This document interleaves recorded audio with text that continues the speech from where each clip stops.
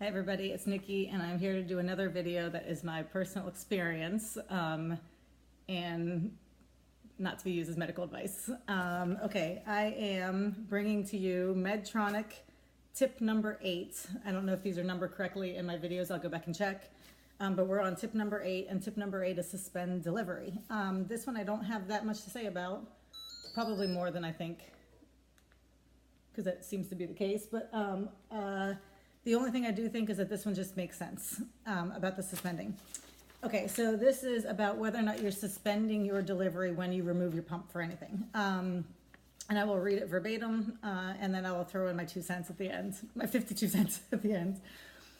Suspending an insulin pump may or may not be something your patients are in the habit of doing on a regular basis. With the Minimed 670G system, the algorithm takes into account the entire 24 hours of insulin delivery in order to determine auto-basal delivery amounts. As a result, if the patient has physically disconnected their pump from their body without suspending, any insulin delivered will count toward that total daily dose, that TDD. In addition, the pump will take this insulin into account when estimating how much plasma insulin is in the patient's bloodstream. If the pump is disconnected without being suspended, the estimation of insulin would be inaccurate.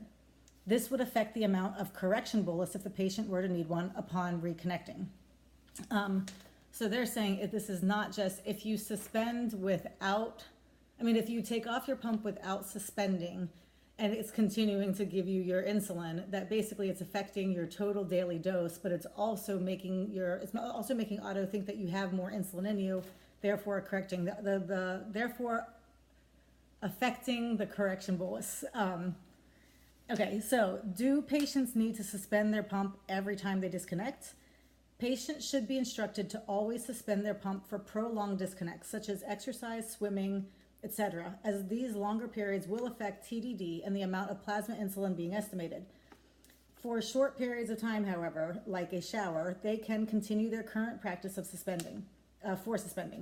Even if the pump is not suspended, there will not be a significant impact on TDD. Maybe some people, take an hour to get their pump back on after shower, so I hear. Some people are very fast. They're 5 minutes in and out, and some people are not. So I think that one, maybe you need to suspend if you're going to take a shower. I never did. I use a shower bag. But okay. When a pump is suspended, it will alert once every 15 minutes to remind the patient that the pump is not delivering insulin. It's important to understand that this 15-minute alert resets every time a button is pressed, which includes waking up the screen to view sensor glucose values. This is interesting. Some patients who have never suspended in the past have reported that the pump never alerted them to remind them the pump was in suspend. Upon analysis, it was determined that the pump had in fact been alerting them, but that the 15-minute reminder alert had been reset every time they viewed their CGM value. Okay, don't have any experience. I'm not even entirely sure what they're talking about, but that doesn't, it sounds bad.